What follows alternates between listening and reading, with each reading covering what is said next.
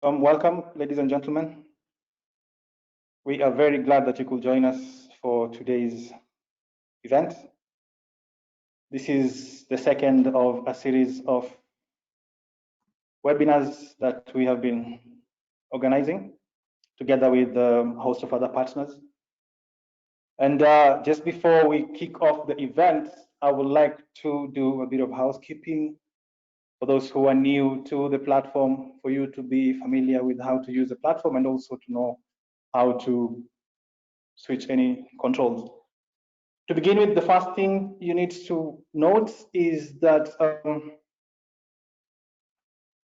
you have the ability to hide the control panel.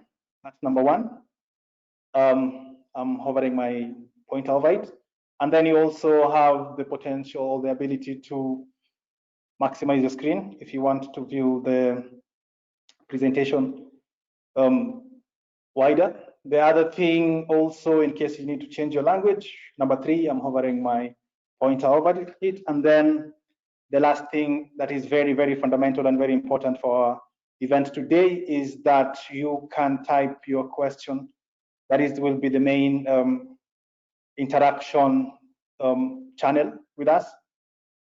Over here, number four, you type in your question and then you send in either your question or your feedback or any issue you need to raise, and we will be bringing it up with the panelists. The other thing also, please note that you're all muted for this event, and the also most important thing is that we're recording the webinar and we will be sharing it with you after the event is over. Now, as I mentioned in the beginning, we are organizing the event together with a host of other partners. We had the first event with the State Department of Transport. We had Mr. Ishiwani on board, and then Mr. David Rubia representing the United Nations Environment Programme. With regards to today's event, we have Siemens Stiftung, Wetu, Knight Energy, whose focus of today's event is going to be more on practical applications of electric mobility, and they will be highlighting a lot more based on their experiences. The last event scheduled for the 17th of September is on the energy supply side. We're looking at electric mobility and public transport, and we will be glad to have OPIBAS and the Association of Energy Professionals on board. Now, as far as the agenda for the event is concerned, we will have Ms. Urda Eichhorst, a component manager for the project I work for, Advancing Transport and Climate Strategies project, who will give the opening remarks. After that, we will have Marah and Stephen take us through based on their experiences on electric mobility, particularly in rural areas. And then after that, we will switch it off to Knight Energy, who will address, since they a lot of people know Knight based on their being in electric mobility in Kenya, and they've been pioneering the whole agenda moving forward. And then after that, we intend to have 20 minutes for question and answers. And this is where we will be interacting more through the channel that I just showed you at the very beginning. Now, this is our presenters for the day. And to kick it off, I would like to invite Ms. Urda Eichhorst to make her opening remarks. Welcome, Urda. Thank you, Herman. And good afternoon, everyone. It's my pleasure to welcome you to the second webinar of our e-mobility webinar series that was initiated through the Advancing Transport Climate Strategies project. And as the Advancing Transport Climate Strategies project, we've been working in Kenya with the State Department of Transport for the past 3.5 years, roughly, on improving the climate strategy in the transport sector. And as part of that, we've also looked into e-mobility, and increasingly so. So we consulted the State Department on their mitigation options, and as part of that also analyzed the potentials, the mitigation potentials in Kenya. And as some of you might know, Kenya has a clear climate target, and for the transport sector, this also includes a mitigation target, which is around 3.5 megatons in 2030. So the transport sector is an important sector to contribute to the overall climate agenda in Kenya. And as part of our analysis, we found that electric mobility could actually make up around 20% of that reduction in emissions in the transport sector. So that's really significant. And since then, the government of Kenya has also been putting more emphasis on the development of electric mobility and has started engaging also with private sector actors, some of which are now also in this webinar, in moving forward the e-mobility agenda together. So I'm very glad that we can be part of this, and it's very encouraging to see the interest in this webinar series. It seems very timely indeed, and I'm looking forward to the outcomes of the discussion and the additional information it can generate. As some of you might have participated in the first webinar as well, the focus was more on the regulations and the issue of standards, etc. So I'm really glad that today we will be zooming into the experience on the ground a little bit more and see what is already happening on the ground. It's not anymore a topic of the future, even though other countries around the world might have started earlier with an implementation of e-mobility, and it's encouraging to see how e-mobility is, for instance, also picking up in South America, with especially in Chile, for instance, with 102 electric buses in their fleet, and more have just been imported as well. Costa Rica has pledged an all-electric fleet for buses and taxis by 2050. Chile has also targets to go fully electric in their public transport. Of course, China has been a pioneer in e-mobility, to just name a few places in the world who have been leading the development in electric mobility. But in the past few years, I think we've seen a large increase in the discussions in Africa as well. And this is not just for climate change, of course. E-mobility has great other benefits regarding the improvement of air quality in the cities. And I think particularly interesting for Kenya as well is the issue around new employment opportunities in the e-mobility sector. I think an area that we will be exploring further also as part of the discussion today. As GIZ, we've been active in several countries working on electric mobility, supporting our counterparts in strategy as well as policy development. But in particular in Kenya, I think this closer interaction with the private sector is one of our specialties, and we are looking forward for more collaboration, implementing the e-mobility opportunities together, and also looking at rural applications of e-mobility. I think is particularly interesting. It's a field in which we've already cooperating with Siemens Stiftung, and in which we will continue to cooperate further also in upcoming projects. So thank you again, everybody, for joining us today, and I'm looking forward to the discussion. Thank you very much, Urda. We are very glad to have you today. I will immediately switch it over to Miss Marah from Siemens Stiftung. And while Marah sets it up, Marah, they've been doing quite a lot of work in rural Kenya, particularly the western part of Kenya. And Marah will be sharing her experiences and also talk a little bit more about their work. Welcome, Marah. Yes, thanks a lot, Hermann. I hope you can all hear me well.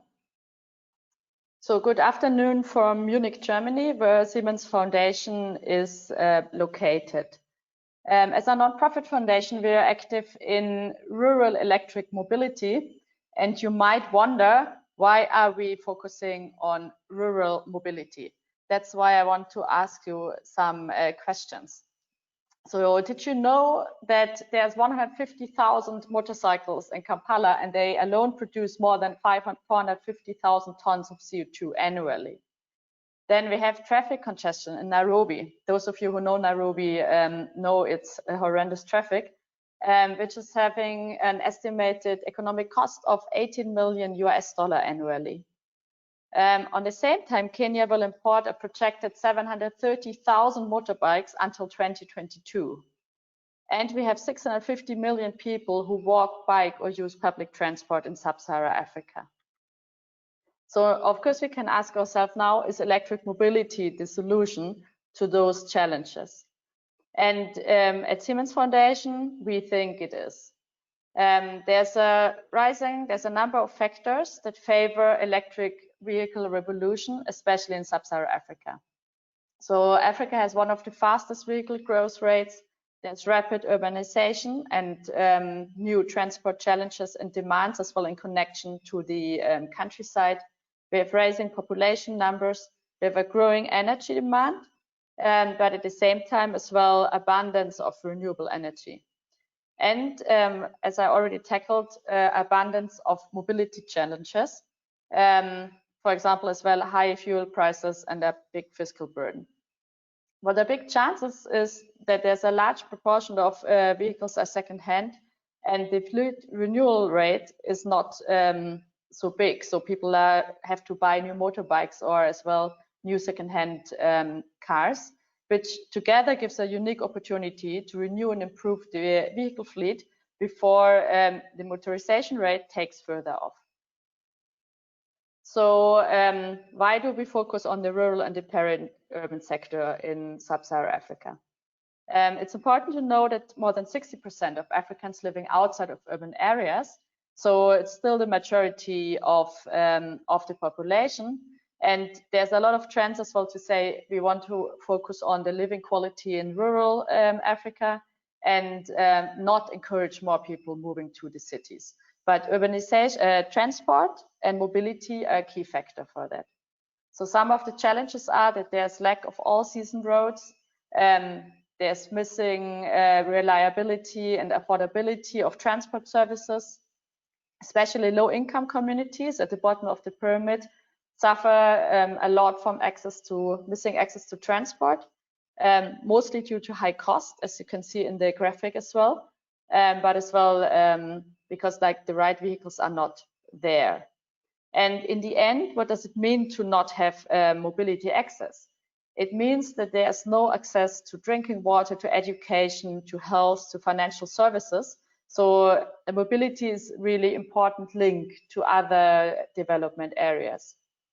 That's why we focus on communities as consumers and producers and want to make solutions together with them more efficient and more competitive. In the end, we do focus on e-mobility for productive use. So what does that mean? Productive use for us means that we focus on breadwinners, so on people who make money for their families and for their communities and for themselves through the use of e-mobility. We focus on the socio-economic development, foster local value chains, which means that part of our vehicles that we test are locally produced. We focus as well on female and local entrepreneurs who develop and test the solution.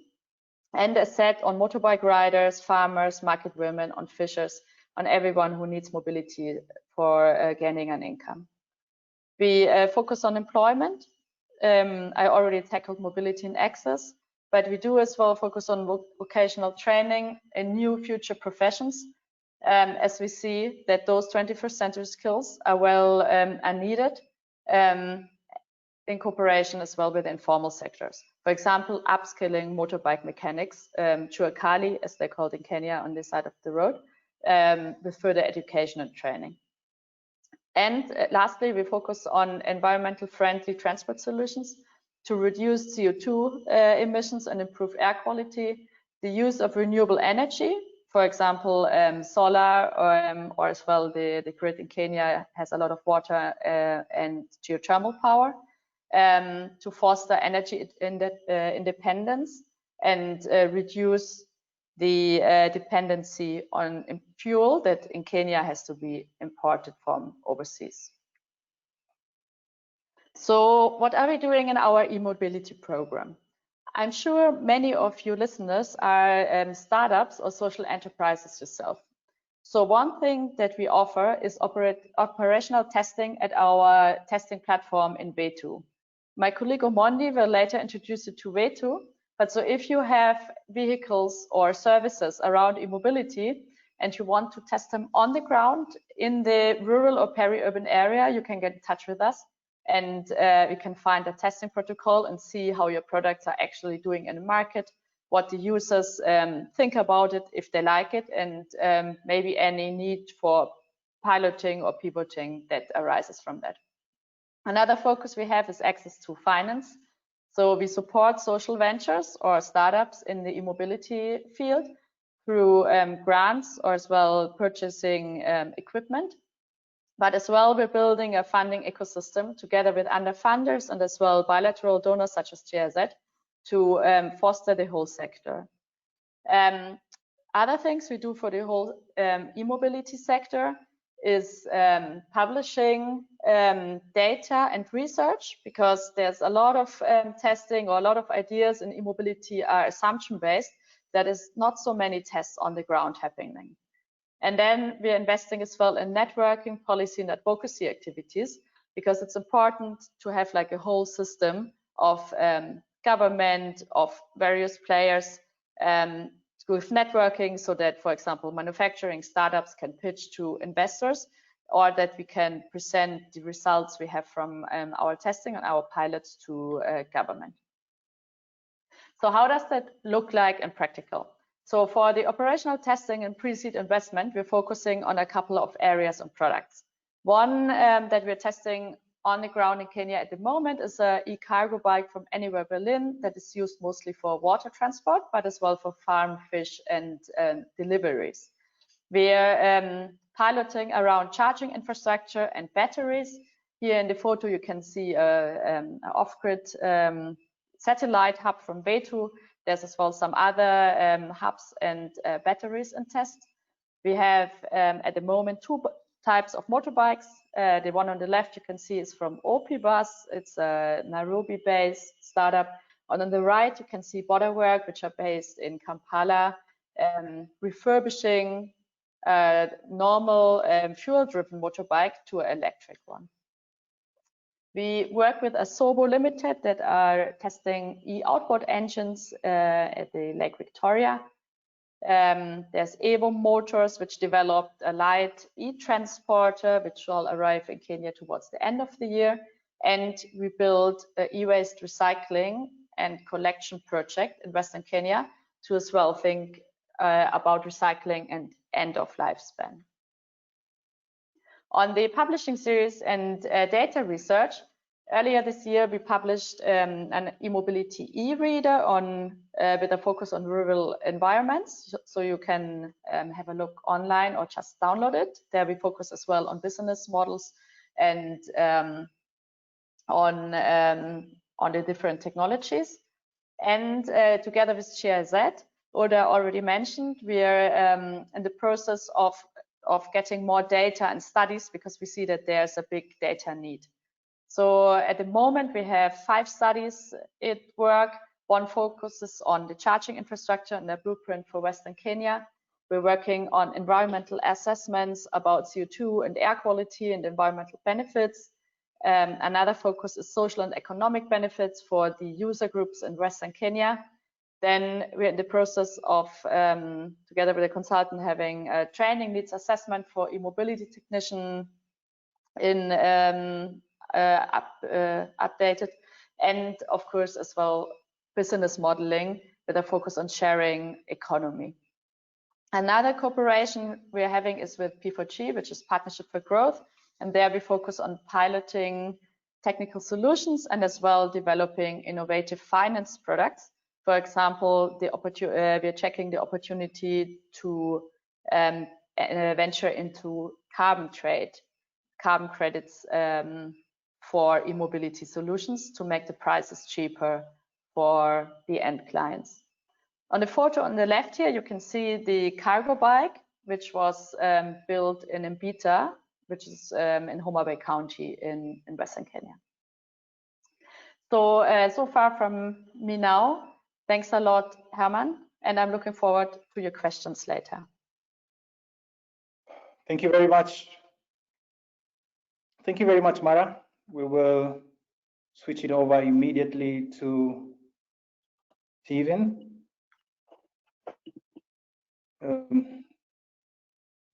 But there was a question about Marah's contacts, which are just there in the presentation. So whoever was curious about how to reach Marah, please see that. And I think she will also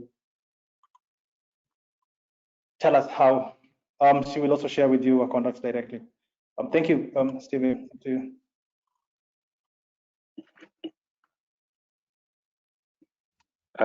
Good afternoon. Well, it's my pleasure to introduce Wetu to you. Marah has mentioned quite a bit of what I'll talk about, but very briefly. Wetu is a social enterprise based in Western Kenya. We have our main office in Kisumu. We have other hubs in areas like Homa Bay, where I am right now. And our core interest is to benefit society, as well as earn an income while doing the same. So we look for sustainable, innovative solutions to the three vertical products that we have. That is on mobility, power, and water. I'll very briefly talk to you about power and water before I go into mobility. So basically, we have fishing lamps that we give to fishermen along Lake Victoria. There is that to fish omena in the night. And also we have water ATMs in several places that you can see with the dots along Lake Victoria. So there's Honge, Mbita, Sindo, Ragwe, Nyandiwa, Sori, and now Homa Bay. On e-mobility, we have a couple of factors that are really aiding our project. All our 7 hubs have solar power. We use solar panels, and we are planning to expand this with solar satellite hubs to up to 30 of them, and total will be about 165 kilowatts for all the now 37 stations. We're also looking for tailored solutions for the local community. So we'll test and help develop some of these products further so that they can fit the needs of the rural citizens here. We're also looking for products that we can localize the production as much as possible. That would help us increase like jobs and help with them increasing the value chain. The products also need to be innovative, and so far we have products for off-road and help us to increase our water supply, such as the cargo bikes, and also have the e-motorbikes that I'm going to show you briefly. So for e-mobility, we are doing the piloting right now in Homa Bay and in Mbita. Well, so the first one, Marah mentioned this briefly. Our technical partner there is Opibus. They're based in Nairobi. It's a Swedish firm. The difference between this and the next bike that I'll show you is that for Opibus, they give us a bike that is fully manufactured, fully electric. This helps us to test a different business model for it. The bike I'll show you is slightly different. So again, this is tested in Homa Bay and Mbita. We are establishing a service and maintenance center at the moment in Homa Bay, and we want to look at different options, leasing for the bike and for the battery, pay-go for the bike, but still leasing for the battery. I know we all understand that the battery component for e-mobility is still very expensive and is one of the biggest risk factors. So if one buys it and it fails, it could set one quite a bit. So the other bike that you have is the converted normal Bajaj 100. Basically, our technical partner here is Bodak, they're based in Kampala. So basically, they take off the gasoline engine and replace it with an electric drivetrain. Electric drivetrain is a very simple thing. It composes of an electric motor, a control unit, and the battery itself, plus a couple of wired chains. So for this, you also want to test different business models. You understand now for the bikes, the bike bicycle frame will be owned by the riders here, but then the electric engine will be owned by us. So again, we cannot do pay-go because we do not want to sell the batteries at the moment.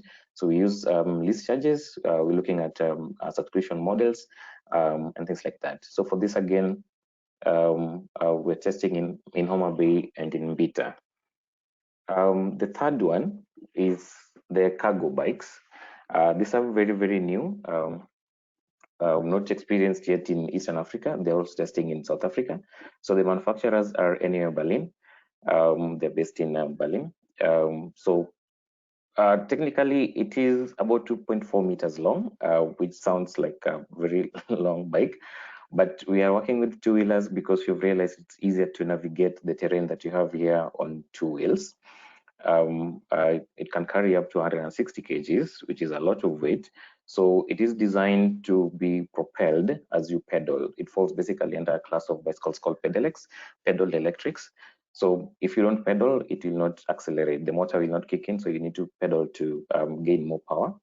Right now, we're exploring options on how to procure most of the components locally so that we don't have to keep shipping in the parts. So far, we have eight of these bikes on the road. We have parts for 20 more. And through the testing that we've been doing, the technical testing we've been doing and user testing, the designers are already working on version 2.0 for the same bike with a lot more improvements. So we're looking at the bike to be used to improve efficiency for agriculture and basically the first and last mile transport, especially for agricultural and fishing regions like the way we work. So for this, again, you're looking at mostly leasing or subscription kind of business models. The last one is the 1-ton electric lorry. This one is not here yet. We hope to have it sometime later on this year. Challenges with COVID. So this is, we don't really intend to be leasing it out for now. We are going to use it to improve, again, supply for our business verticals like water delivery to schools, to hospitals, to areas that we are not yet connected. But it is our hope that we are going to have a lot more because we're looking at setting up production facilities for the same locally here. So yeah, basically those are what we do, and thank you very much. Thank you very much, Stephen, for a very insightful presentation. This is something a lot of people are quite interested in, particularly the application side of things. Before I hand it over to Romano, from NITES, I would like to recognize the presence of the State Department of Transport, our key partners in the project, and also the key drivers on issues of electric mobility in the country. So right about now, I would like to invite Japheth and Romano to switch on their videos as we start with their presentation. Japheth, welcome.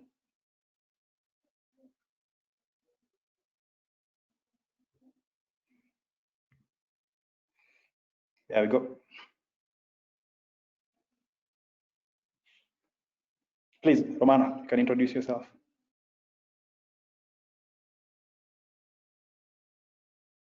Thank you. My name is Francis Romano, and I'm from NITES Energy. I'm joining this webinar from Kampala, while my colleague Japheth is joining us from Nairobi. Now, let's proceed with the presentation. Okay, good. NITES Energy is an energy company located in both Nairobi and Kampala at the moment, and we are focusing more on e-mobility as well as solar power. And our interest really in the urban setup is to provide the energy as required in the transport sector.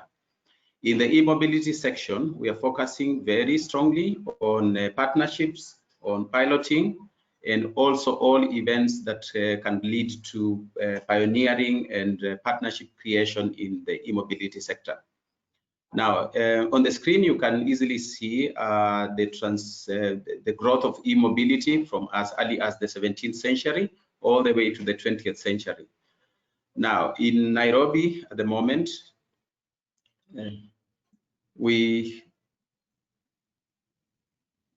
next slide, please. Yeah, thank you. Okay, here we are able to see different capacities that have been done by different companies and different agencies worldwide to promote the growth of e-mobility. So in the urban setup, you can see all over the world an exponential growth of e-mobility into millions of vehicles that are being sold worldwide. So this is just to show that in the urban setup, for sure, there is a great impact that e-mobility can have on mitigation of transport issues, climate change, and all the way. Here now, we're trying to see in the urban setup what is really required to provide an impact and a transformation into e-mobility all the way from the ICEs that we currently have on the roads. So the key thing for us is we're looking at a disruption that is capable of giving the required transformation. And mostly for EVs, we are looking at availability of EVs in the transport in the urban setup. How convenient are EVs in the transport setup, and how affordable are EVs? So a lot of our activity is looking at that convenience, availability, and affordability of electric vehicles. Now, looking around the region, since we are focused mostly on Kenya, Uganda, and even other regional countries, we can see that there is quite a lot of development in Uganda, for example, where I currently am. And there is the first manufacturing of EVs, as well as the border vehicle activities that has been mentioned. And there is still another third partner in Uganda called Zembo. In Rwanda, there is activity on e-mobility from VW, as well as a partnership with Siemens, which is piloting use of EVs. And these are all new EVs in Kenya and Uganda, as well as in Ethiopia, where there is the first trial of Hyundai assembly. So the question for us is, what does Kenya do, and what can happen in the urban setup of Kenya? Because all these are activities of responding to e-mobility in the urban setup. So we feel there is something that really needs to be done in the Kenyan environment. Now, looking at Kenya, there are a number of activities like for Drive Electric, which is an arm of what we are doing, which focuses on consulting and pilot projects, as I've initially mentioned. There is also Nokia, which is doing a ride-hailing app, which is doing very well. Opibus has been mentioned, which is handling conversions of EVs, Wetu as well. And one more activity from Solar E-Cycles that is at Strathmore, that is making tricycles in the e-mobility sector. Now, on another hand, there's quite a lot of imports of electric vehicles in the urban setup, and we've been trying to support a lot of partners to do that, as well as develop a little bit of what is required to do that. So in the urban setup, you'll find a lot of people wanting to get EVs. Those are the people we are looking to support. How do you get an EV? How do you support it? A few things have been done already. We have about 10% reduction in excise duty, as well as standards that have been made available already. And we feel that in the urban setup, there is still need for more fiscal incentives, as well as policies to support e-mobility. So our part and our work is more to look into those areas and look for partners and stakeholders who are able to champion that moving forward.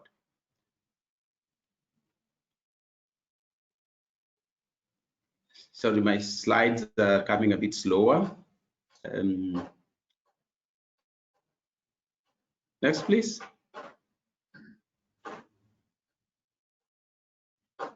Good. So this shows a little bit of our activities in Nairobi, where we've done a test drive for the last 3 years. We've done more testing of new vehicles, used vehicles, as well as selling and servicing of electric cars. So in Nairobi, if somebody really wanted to buy an electric vehicle, whether new or used, we are able to support that, as well as servicing of electric cars, testing, and installation of chargers. So this is really what we do in the urban setup.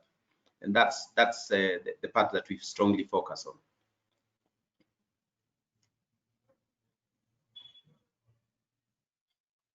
Okay, so here is a summary of really what we are doing. The first thing is advocacy of e-mobility and renewable energy, because renewable energy is a key component of e-mobility from our perspective. Being a solar company as well as an e-mobility company, we try to bridge the gap between the two in the urban setup. And we try to make it as easy as possible for anyone who wants to adopt e-mobility in the urban setup. We also have a concept we call the Eco Hub, and the Eco Hub is a simple way of simply installing solar either on your home or your office or your industry or your factory, and part of the energy that comes from the solar system is used as energy for your transport in the transport sector. So we are making it possible for people to get energy to use in transport by incorporating renewables with e-mobility. We also install EV chargers. We also run pilots in collaboration with other partners. For example, if we want to get some specific information for the industry, we are available to work and set up those kind of pilots. We also work with other stakeholders to support policy and advocacy, as earlier said. And then we are very interested in teaming up with academia so that all the challenges that we on the ground, we are able to link up with educational institutions so that the learners and the future mechanics and every new skills required are adopted at these early stages. So I'll pass now to my colleague in Nairobi to give us a bit more on the activities we have done until now. Welcome, Japheth.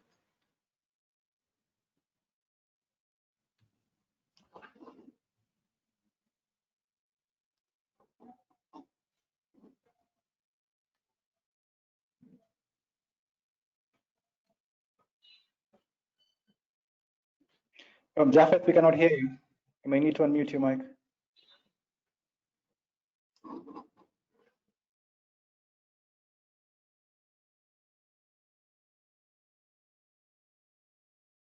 We still cannot hear you, Japheth.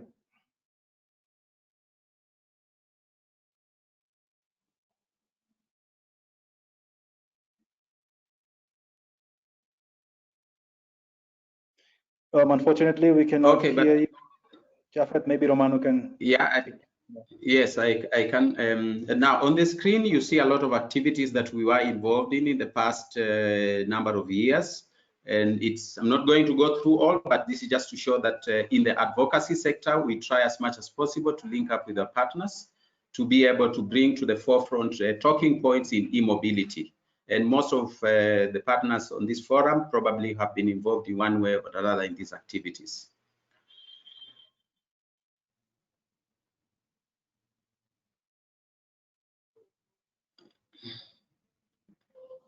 Yeah, all these are slides. If you can just move to the next slide, but more or less we're trying to show where we've been, what kind of activities we've done. This is the UN e-mobility week. This is a standards development workshop in Naivasha.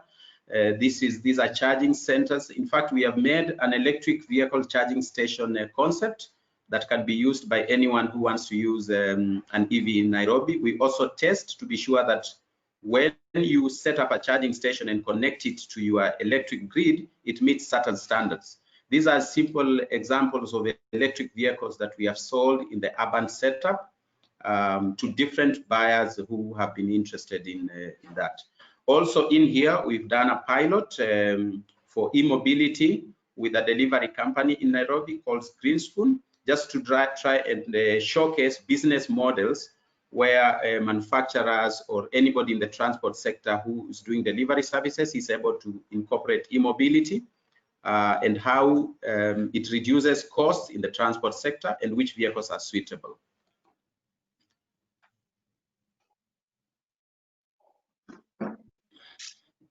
Next, please. Okay, so I think you can be able to hear me now. I'll take you through the topic of urban mobility and application of urban mobility. So we start by looking at the electric vehicle ecosystem. These are various stakeholders who are very important in the ecosystem, where we have utilities, we have the vehicle manufacturers, we have charge point operators, and government. So all these are people who are really big stakeholders in this ecosystem. So we straight go to benefits of electric vehicles, which have been covered up from the first presentation, where we have lower maintenance, we have reduced noise pollution. So this is just a mention of some of the few advantages. When you look at the classes of electric vehicles, classes range from a smaller application of electric vehicles to mass transit, such as buses and areas. So buses are very important in the urban environment, whereas our case in Nairobi, we use matatus and buses to run, to commute from work and all the places in the city. This, an example is how China has implemented mass transit, and various vehicle manufacturers are looking into the mass commercial area like trucks and lorries for application of electric mobility. So when you compare rural and urban mobility, many differentiating factors are seen, such as the prevailing economic conditions. We have the geographical setup. We have also governance and bylaws that govern mobility in these areas. On the right, you'll see an image showing different setups of different cities where we have car-dependent cities, we have hybrid and transit focused cities. For our case as a country, we have both buses, public transport, and private use. So when you dive into now energy and the use of electric mobility, as cities and Nairobi in this case, we produce most of our greenhouse gases in the country, where as we move all around, we need to focus on climate mitigation strategies. So governments and institutions and businesses, as we continue to focus more on mobility, we need to capitalize on renewable energy and have mitigation strategies for climate change. At the bottom below, we see a growth of how they expect the projections of growth in ownership of vehicles and population. So looking at 2030, we'll see the growth of vehicles to be up to 4 million in the country. So this is an opportunity for electric vehicles, such as when you look at mobility, as technology improves on battery, on charging, and on other technological advances in electric mobility, we see the future being electrified, connected, and automated. So in this beautiful slide here, we see Nairobi, the beautiful city it is. In this city, we are not seeing, at the second image, we see now what's really happening in the ground, the congestion. And the third image, you see the air pollution that is really,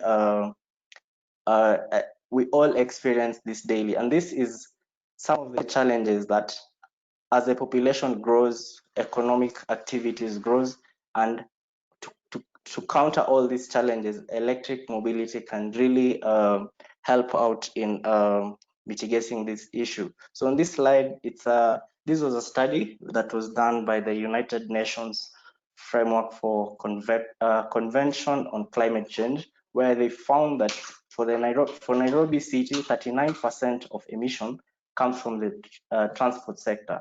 So we see really when even a smaller percentage of the transport sector, when it's electrified, emissions in our city will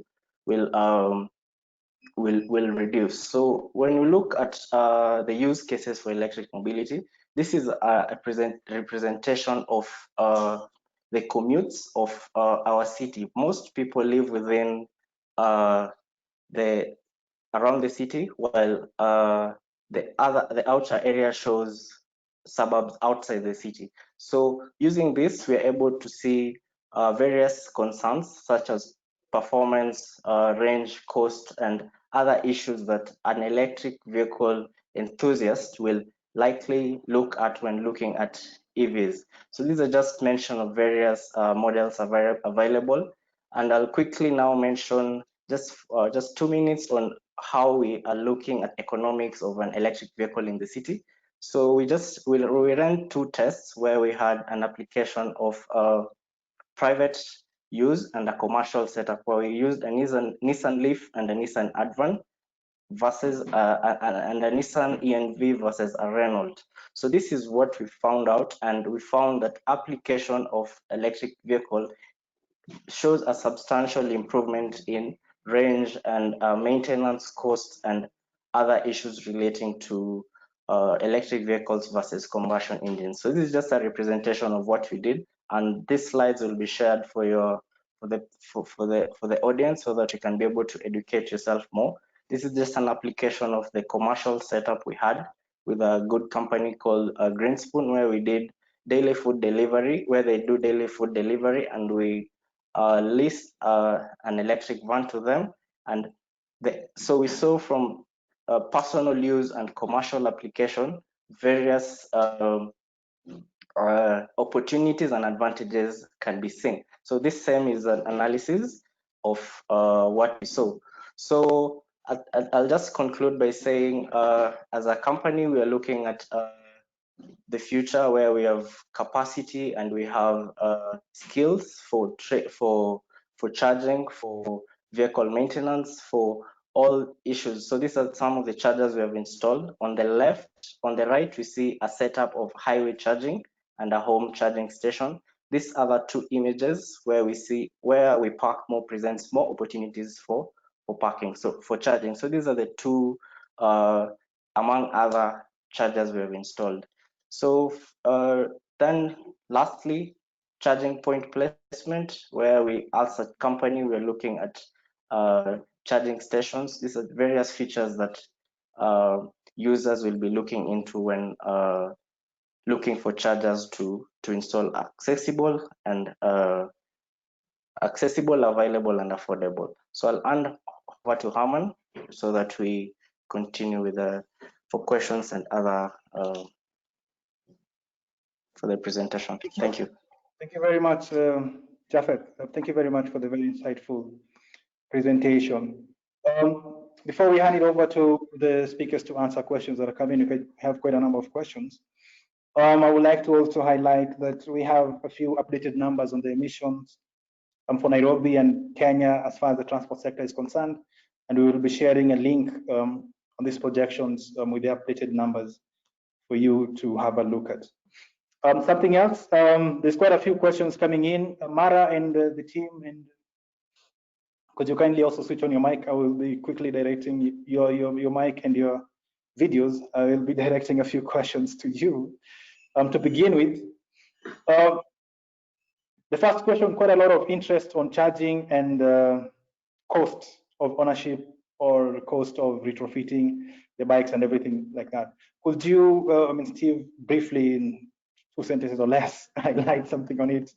Cost vis-a-vis issues on charging as well. Thanks. Okay, so for the cost of retrofitting, we do that for free. For charging, it's still something that's experimental. We are trying to find a balance between revenue for us and keeping some money in the pockets for the riders. So it's something that we're still testing. Again, on the cost of the bike, right now we are not selling the bikes. Like for the retrofitted ones, we cannot sell the bike because the bike is yours if you are the rider. So all we own is the electronic drivetrain. So it's like a co-ownership kind of thing. And we'll be doing a lease system for you. Yeah, thanks. Before Marah answers, say something on the same. Romano, please also switch on your video and mic. I will be directing questions to you as well, Marah. Maybe circling a bit in the idea of sharing economy. So sharing economy means mainly that the rider doesn't have to own the good. So how we or other business doers can make money as well through e-mobility is with leasing out the bike. You might know that many of the Kenya motorbike drivers, the border drivers, they don't own the bike, so they pay 300 shilling per day to the bike owner, or they pay money to credit facility to in a pay-go system. So a similar approach can be done for the e-mobility bikes or cargo bikes as well. Either you can lease it for a day or for some days if you need it for the time, or you can lease it for a longer period, and through the leasing it will be possible to purchase it in the end. But as Omondi said, we're still in the trial and test phase. So the end prices, how much one charge will cost and how much will be the daily leasing fee, will be established in the next 6 months. Okay, please leave your mics and video on while I direct one question to Romano on used batteries. You have a lot of experience importing vehicles. What would you say to this used battery testing? Used batteries testing to ensure they have over 80% capacity would help reassure purchase of used e-mobility units. Overall, Romano and Japheth, what's your impression on imports of used electric vehicles?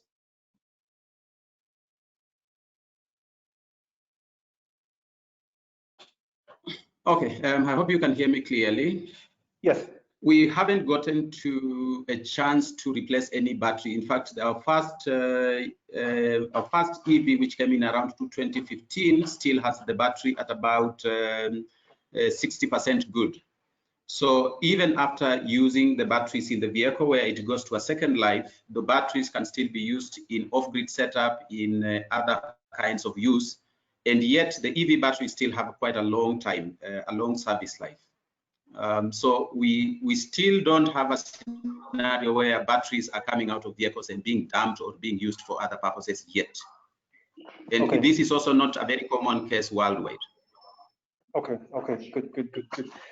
To Marah and Stephen, a question on disposal of used, after use, pretty much the lithium-ion batteries. How do we foresee, in case the numbers increase, how do you foresee disposal of these batteries?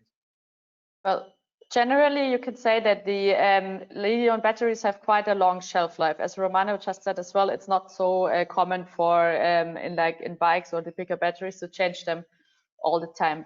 However, we are already foreseeing that battery disposal is a problem because they cannot be recycled locally in Kenya. That's why we established 7 collection points and are currently constructing 1 pre-processing plant in Homa Bay. So we are separating the different e-waste streams and will recycle what is possible or reuse what is possible locally. And in the end, the components of the batteries that cannot be recycled locally will be shipped out to international recyclers. But let's say the midterm or the long-term goal would be clearly to have lithium battery recycling facilities in Africa as well. Thank you. Yeah. Maybe just to add on that, essentially, if you look at the battery power bank, there's a number of single cells in that, even for your laptops. And mostly find the battery is dead, and maybe it's the battery management system that is dysfunctional, but the cells are still alive, or just one of the single cells that is dead. So there are facilities for testing the health of each single cell, and the good ones can always be repackaged into something. Like I know we center in Nairobi, they do this, and they can take the good cells and make it into a power bank case that you can carry around and charge your mobile phone with. For the laptop batteries, Badak in Uganda have been piloting with them before they got a shipment for new batteries. So they use that to make the battery case that you use for the motorbikes. Thank you. Romano, while you switch on your mic, I see someone here from Fika Mobility mentioning that they're aiming to bring EV borders at about $1,200 US. That's about 120,000 at scale and cheaper and with 1 battery pack. That's quite an interesting insight to see that. Romano and Japheth, there's one question based on your experience. What's the average time for charging? I think this is one question that comes up quite a lot on charging. What would you say overall about charging of electric vehicles, experiences, and also what do you foresee the future as far as advances in charging is concerned?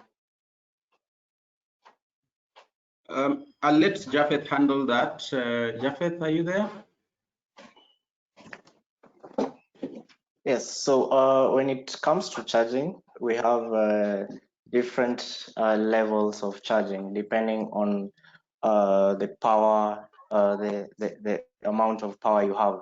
So we have, like, for home use, knowing our connection to the grid is about 240 volts. So here you'll have small charging for single use, for single home installations.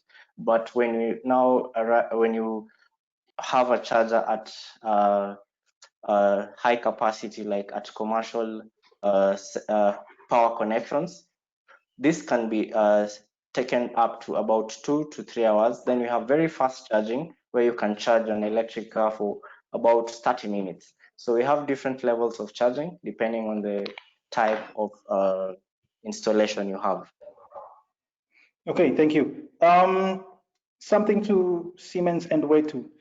Are you testing the transport requirements from various agriculture value chains? If so, which one? And also on usage of vehicles in rural areas, are the use cases at the moment, are the most promising use cases for motorbikes only, or are there other vehicles as well? 2 questions, very briefly. We have 5 minutes, so only 1 minute each or less. Thank you. Omondi, do you want to start? Or? Okay, so I'll start with the second one. So far we've only piloted for 2-wheelers. We haven't tried for different, but in the locations where you work, there are places where we have the 3-wheeler tuk-tuks, like in Bita, but in Sori there's none because the terrain is really bad. So it will be foolhardy for us to try and test a 3-wheeler there. 2-wheelers, they're good for the terrain. They reach the last miles and the first miles very easily. So for us, the two-wheeler we agree are okay. For four wheels, maybe. For three wheels, we haven't tried that yet. I'll leave the first question to Marah. Yes. So in the end, we're open as well to test like three-wheelers or four-wheelers, especially for agricultural productive use. So if anyone has a product that might make sense, that's as well not over-engineered for the area we're operating in, we are clearly interested.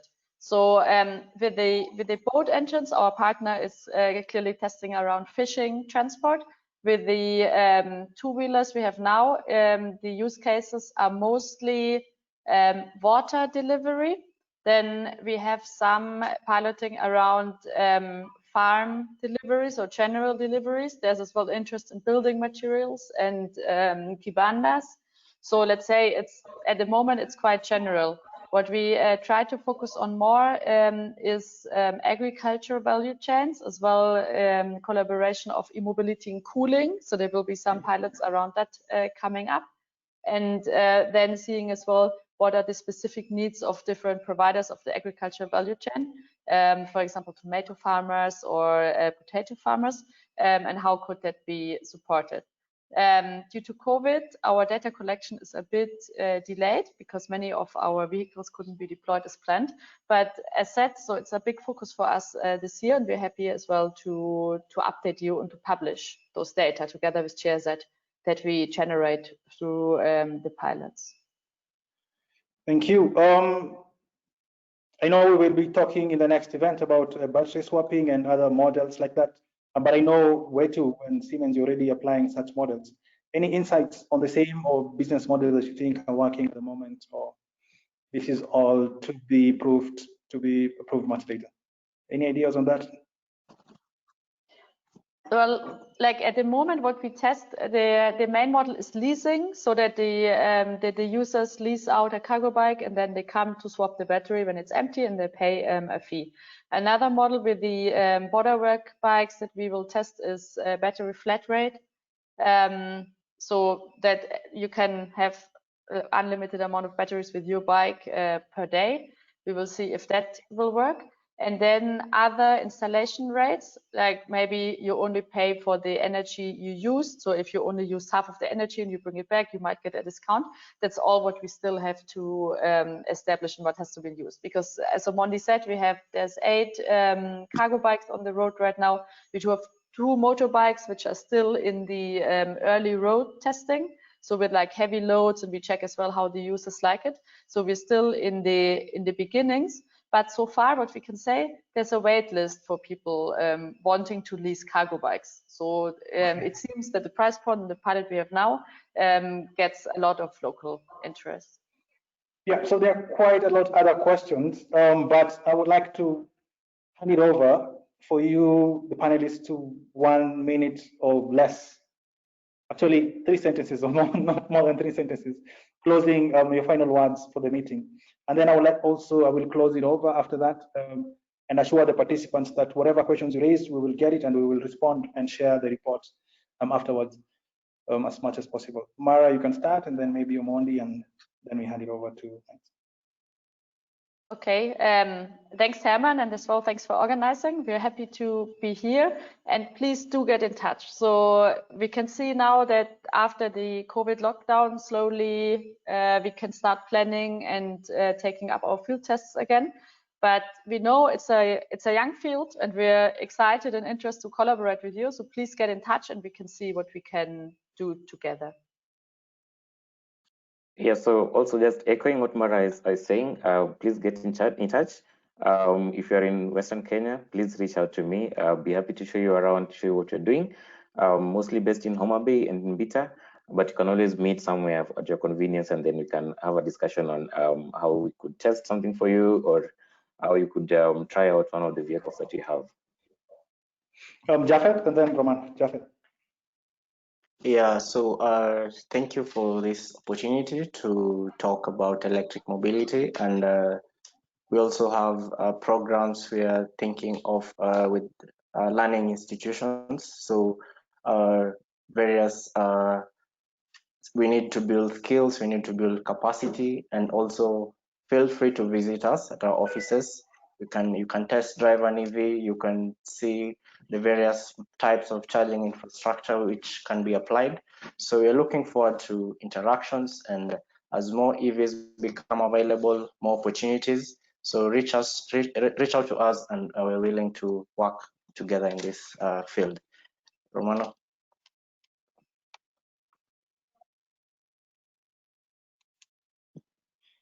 Cannot hear you. Okay, yeah, I'm here. Thank you. At Night Energy, we really are excited to participate in these e-mobility times. We welcome anyone who has a passion in e-mobility to join us and work with us also and support us as well. Very soon, we are launching a program, one of the first pilots of new electric vehicles, and we are looking for partners who are strong enough to participate in this so that we can have new EVs in Nairobi very soon. So you're most welcome to this. Lastly, we have Haman, we have our old EV that we want to dismantle. So we know there are a lot of people out there interested in dismantling batteries. You're welcome to this venture. Thank you. Thank you, Romano. If Urda is in the line, she might switch on her mic while I close, and then she can close for us. If not, we're really happy that you made the time to join us today, ladies and gentlemen. And as I mentioned, this is part of a series of events. We have the last event next week, looking more on the power side. There's a lot of questions coming in. How is KPLC involved? How are these energy suppliers involved in this discussion? So all these and the questions that are pending, we intend to answer them in the coming meetings. But we're really happy that you joined us, despite the short time, but I would also not want to venture too much into your time as well. Much appreciation to the panelists for taking the time and sharing their insights and their knowledge. So see you, ladies and gentlemen, in the next event on the 17th of September. We hope you will join us then also, and we can close and clarify more questions then. We will be sharing the recording and also sharing with you the feedback on the questions that are pending at the moment. Thank you very much, and we wish you all the best. Thank you. Bye. Thank you. Bye. Thank you.